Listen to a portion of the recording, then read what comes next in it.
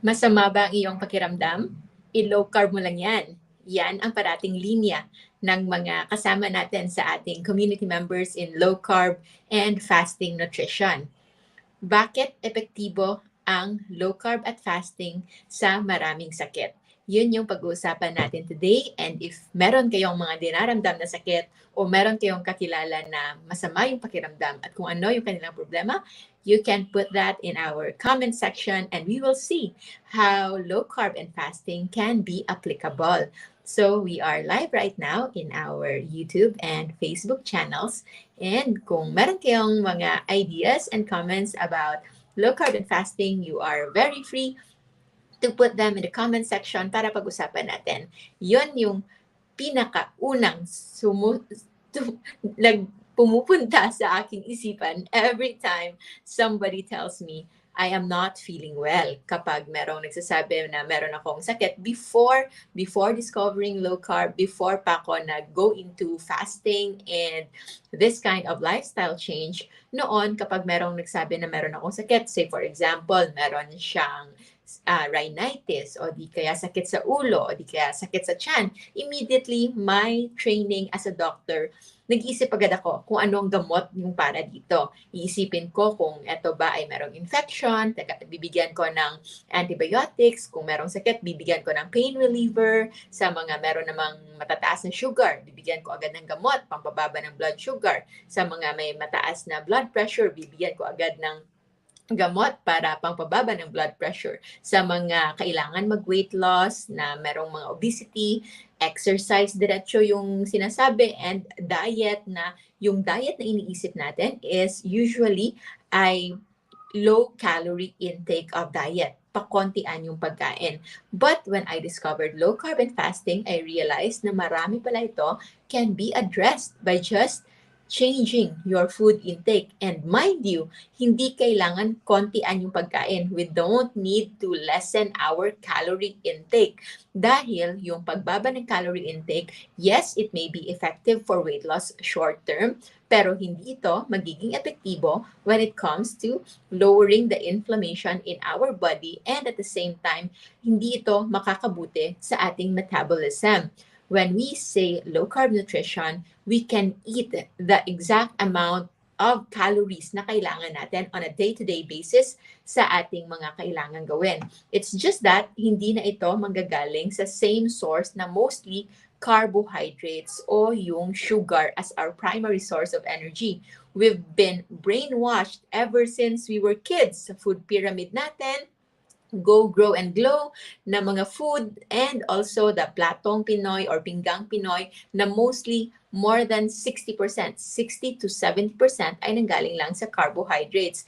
Kahit hindi medical professional, kahit hindi health-related na mga tao can easily know na yung primary source natin of energy is the carbohydrates or sugar or glucose. However, lingid sa ating kaalaman, meron palang mas mainam na source of fuel, and that is ketones rather.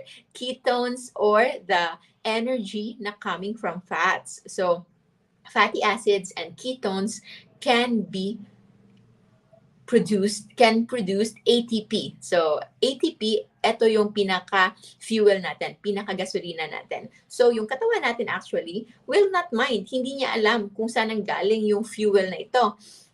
Either glucose or ketones, but the same process will yield ATP. Makaka-produce pa rin ng ATP. And that ATP is the energy that our body knows. So, regardless kung saan ito nanggaling. The problem with glucose is para itong low quality na energy. Low quality, if iisipin mo para siyang uling or kahoy, na when you burn it, it's easily burned. Isang posporo lang, mag-burn agad.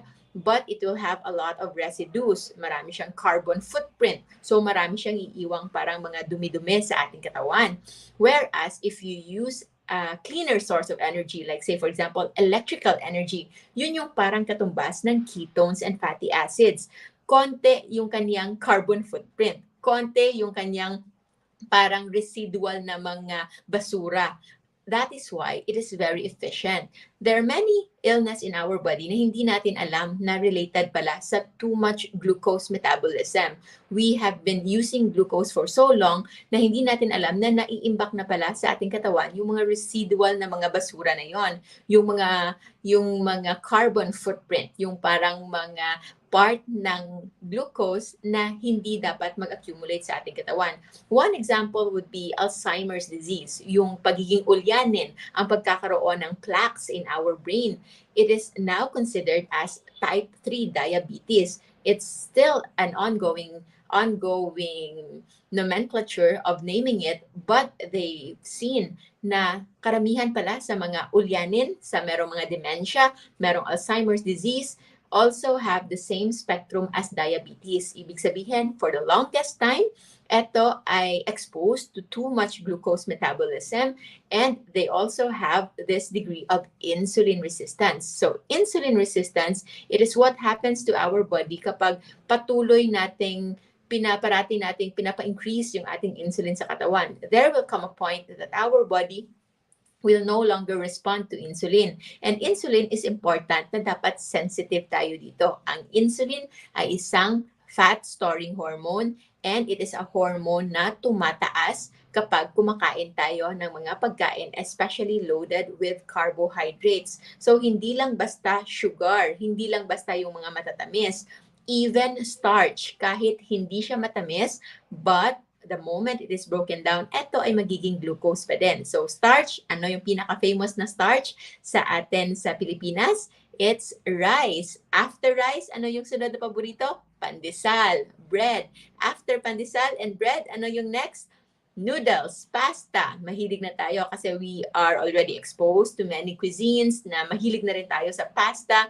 And the next would be sa probinsya, marami pa rin mga root crops. So root crops is good, but if you eat it all day, every day, and if you are eating it while your body is still inflamed, habang yung inyong katawan ay meron pang pinagdadaan ng inflammation, then those root crops, yung kamote, yung patatas, and yung mga saging na niluluto, those might just be additional burden sa inyong katawan. You might want to reconsider na mag-break muna because our body is supposedly not used to eating all the time, especially carbohydrate-rich foods. Bakit hindi sanay yung katawan natin with this kind of food? Because supposedly, ang ating pangangatawan is built to have cycles of, by nature, harvest season and non-harvest season. The harvest season, dito tayo exposed to fruits, to lots of glucose and fructose, and during this time, wala tayong masyadong kinakain iba. So it's just that.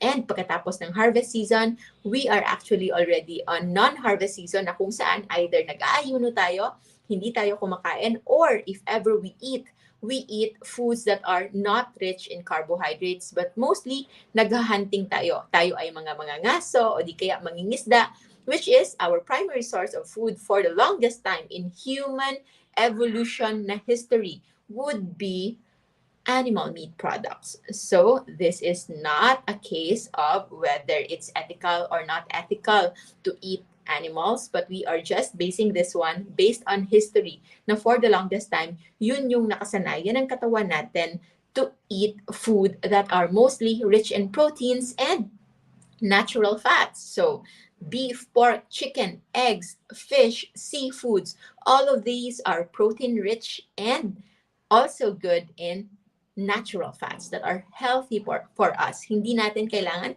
katakutan yung mga taba. It's just that when we take it, we have to eat it the right way without the processed foods, without the sugar, without the chemicals na nandito sa ating mga pagkain ngayon. So, the question is, ano yung mga dinaramdam ninyo na feeling ninyo na answer ng low carb? Yesterday, we did our live Q&A sa ating Low Carb and Fasting Masterclass na kung saan nag-guide tayo ng mga community members natin how to do low carb and fasting the right way, especially sa meron ng mga dinaramdam na sakit, and they are very happy. Maraming testimonials on how they lower their creatinine, how they normalize their blood sugar na more than 200 na in 3 days time, naging 89 na lang, how their blood pressure normalized in 1 month na when they went back to their doctor, to their cardiologist, showing their monitoring sheet because we teach them paano i-monitor,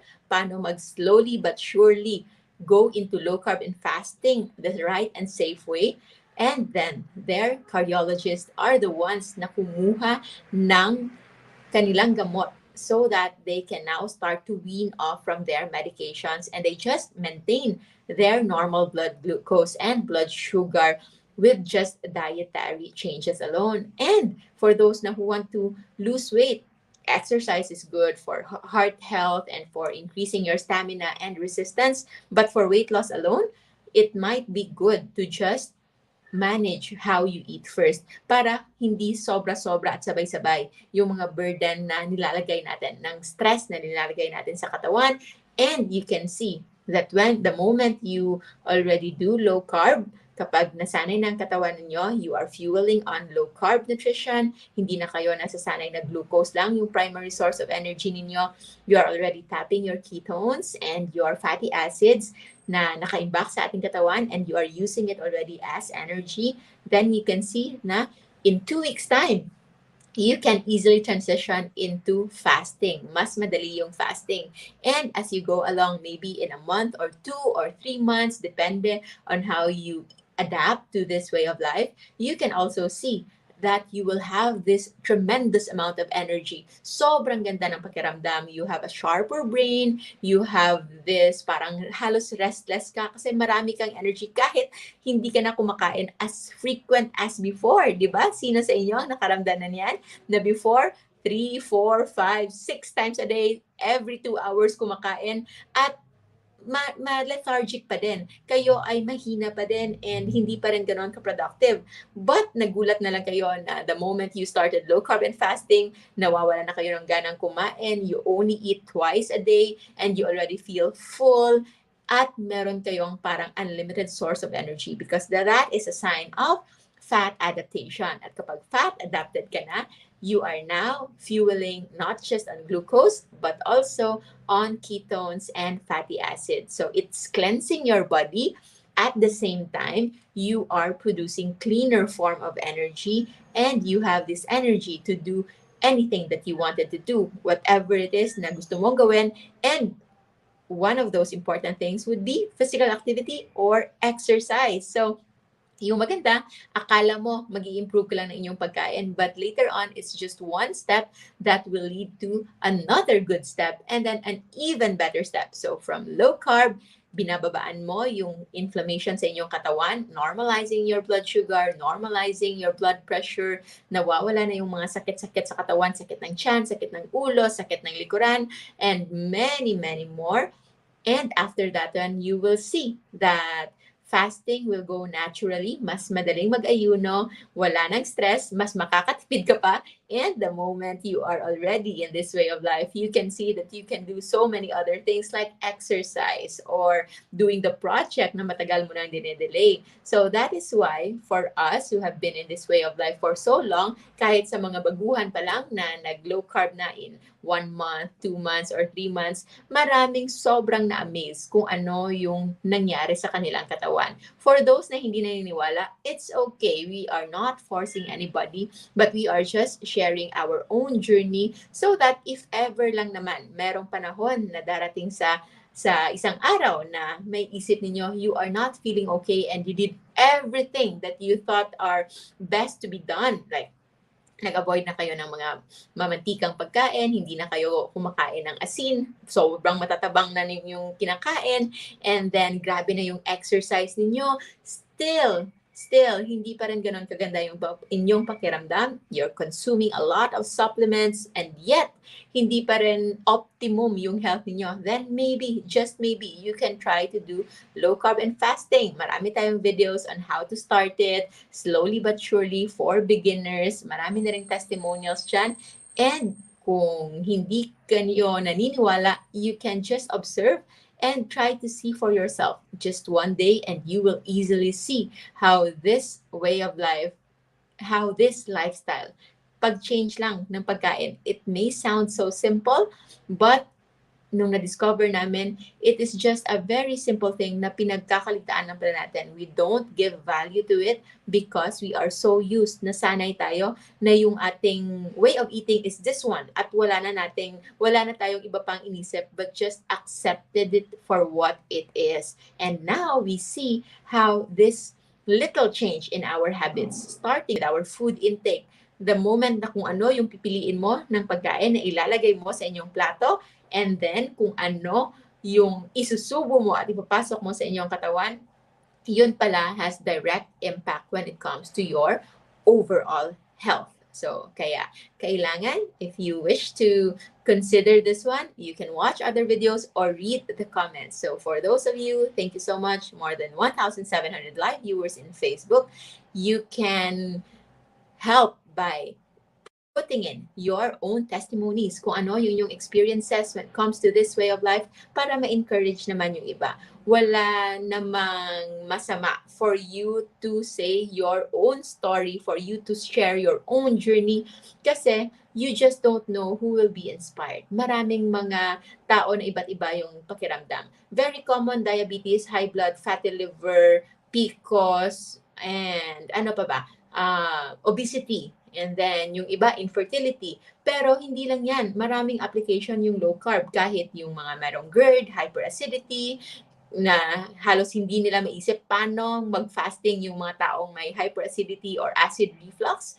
You just don't know na the primary trigger of acid production is actually food. So the moment actually na hindi mo lagyan ng food yung stomach, your body will stop producing acid. Our body is God-given. It's divine-given. Hindi niya sisirain ito. It will not produce something na ikaka-damage niya. There is a homeostasis. There is a balance within our system na meron niyang mga parang monitoring na kapag tumataas na yung acid level natin sa ating tiyan, then our body will just stop producing acid. Hindi niya ito kakainin. The problem with those with hyperacidity is actually not just acid production, but nawawala yung protective lining, yung parang cushion na nagsaseparate ng acid towards the stomach lining ng ating katawan. And that protective lining is being damaged, is the one that is destroyed kapag tayo ay kumakain at nagkakaroon ng a lot of inflammation in our body coming from stress. So stress from food and also even mental stress. So that's why it is very important to address those concerns. So maraming iba na may mga ibang sakit na not so common. So say for example, merong testimonial yesterday in our community na meron siyang lumbar disc hernia. So the spinal column is divided, cervical pala. Cervical, thoracic, and then lumbar spine. At yung sa kanya, meron siyang sakit na dinaramdam sa kanyang cervical spine. So, herniation, parang merong lumabas na part, no, na dahil sa pagka-damage ng cartilage in our spinal column, and then meron din from too much weightlifting maybe, activities or sudden movements na kung saan nagkaroon ng herniation. So, low carb and fasting, hindi siya, since it's structural, hindi yung parang mawawala talaga agad yung hernia. But the pain that is a hallmark of inflammation is being addressed. So, nakita niya na yung sakit na dinaramdam niya, na yung iba nga nangangailangan na ng very high dose of pain relievers, na neurologic pain relievers na, nagkakaroon na sila ng mental focus na problems, hindi na sila makapag-isip or parati silang inaantok as a side effect of those high potency na mga pain relievers.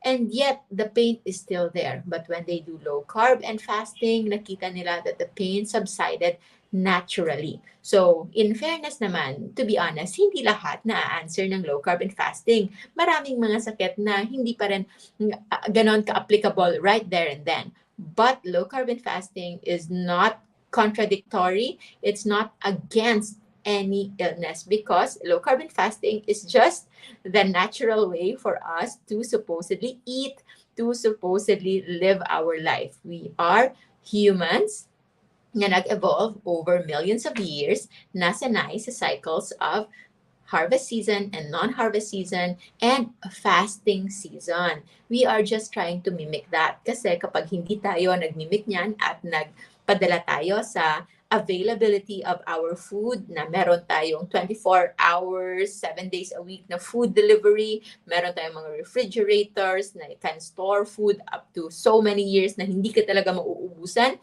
And if you will just give in to your craving of food, na every time na wala kang ginagawa or bored ka, kakain ka agad, then you might lead into a path na kung saan tayo ay magkakaroon lang ng problems when it comes to our diseases, and those are what we call lifestyle diseases. So among many illness na nandito sa ating modern day life ngayon, it's the lifestyle disease, the modern day diseases na actually, yung pinaka makaka-benefit yung low carb and fasting. That's why hindi nyo kami blame for us who experience miraculous, almost miraculous, but it is not miraculous at all. It is natural.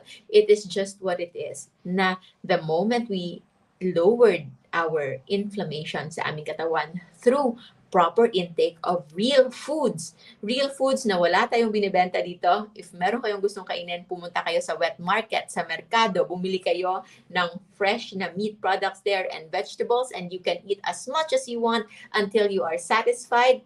Do that for 1 week and you will see the changes na hindi nyo pa na-experience ever before. No amount of medicine can compensate for natural healing na kayang-kaya ng ating katawan if and only if we provide it with the right avenue, with the right time, and with the right nutrition. So that is why we are here, and you are helping our community by being an example, by sharing your own story, by sharing your own journey. And if you have your own testimonials, you are encouraged to share this in your timeline so that you can put some contribution, because you just don't know kung sino yung pwede ninyong masave. Hindi nyo lang alam, marami kayong silent followers among your friends. Hindi lang kayo nila mini-message. But as you continue to move on, the moment that they will feel something at alam nila na they've already exhausted the other options, the popular options, magtatanong yan, what did you do? How to go about it? And of course, it is also expected na meron talagang ganon, na the moment na sinasabing na kunin mo lang yung rice, kunin mo lang yung fruits muna ha. So it doesn't need to be forever na kunin yung fruits muna, wala mo ng tinapay, walang mga pasta, just focus on real foods, kumain ng itlog, ng isda, ng crabs, ng hipon, ng beef, chicken, eggs, and all of these real foods, sabayan ito ng gulay. And if you want, you can eat as much as gulay as you want, as long as enough yung protein and healthy fat intake. You will see that you will experience the best kind of health that you've ever experienced before. I've never felt healthier ever sa buong buhay ko. Kaming lahat sa aming family, including my 6-7-year-old mom, belated happy birthday, Maming, and also my brothers and sisters. And also, it is a melancholic time of our life to remember na I have a younger sister before who died when she was still 3 years old because of Guillain-Barré syndrome. So it's like an autoimmune disease na if I can recall right now, kung nag-low carb lang and fasting yung mga panahon na yon, her chances of surviving is actually very, very high. But all of those, we just pray na she is in a good place, and it's her birthday yesterday. Kasi sila sa family, si Maming July 12, and then my younger sister, Jonah Kate, is July 17, and my other brother, Bapi, he has Down syndrome. He is the most special person in our family.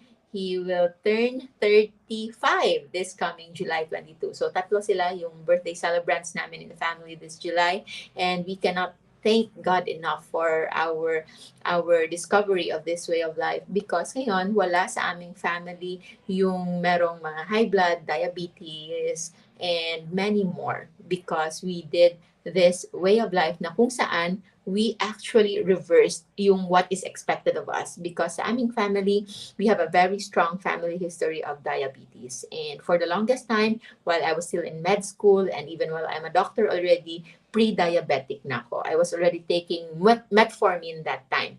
But when I discovered low carb and fasting, there's no need. My blood sugar is always maintained below 150, below 120, even after eating. So, hindi lang siya fasting blood sugar. My fasting blood sugar is less than 100, and even postprandial, after eating, it doesn't shoot up beyond 130. Very seldom lang yung 150 siguro, but most likely it's just 120 and below. Ganon po ka-amazing yung low carb, kaya hindi nyo kami masisisi na kung meron kayong kakilalang naglo-low carb at magre-reklamo kayo if you are feeling unwell, na medyo hindi maganda yung pakiramdam nyo. Ano yung usual na sagot? I-low carb mo lang yan. I-fasting mo lang yan. And I know, hindi siya ganon kadali. For those who haven't experienced it, ang hirap-hirap tanggapin.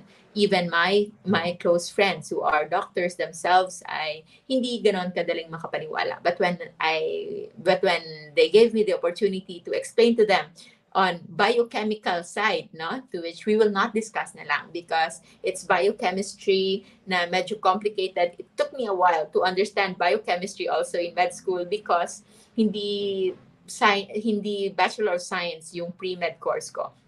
But when I started to understand biochemistry and pharmacology and how our body works, then when I explained it to my friends who are also doctors, who are close friends, who are open-minded friends, that are very, very kind to learn this new insight. It's just the same science, but it's just a different angle when it comes to biochemistry. They easily understood. So, hindi man nila na-incorporate mas ng immediately when it comes to their practice to their patient, but they themselves are doing fasting. They themselves have lowered their carbohydrate, and they also believe the moment they understand how our body works when it comes to the lowering of inflammation through lowering the insulin burden sa ating katawan, then they know that low carb nutrition and fasting really works. It's just that mahirap for others to let go of rice, to let go of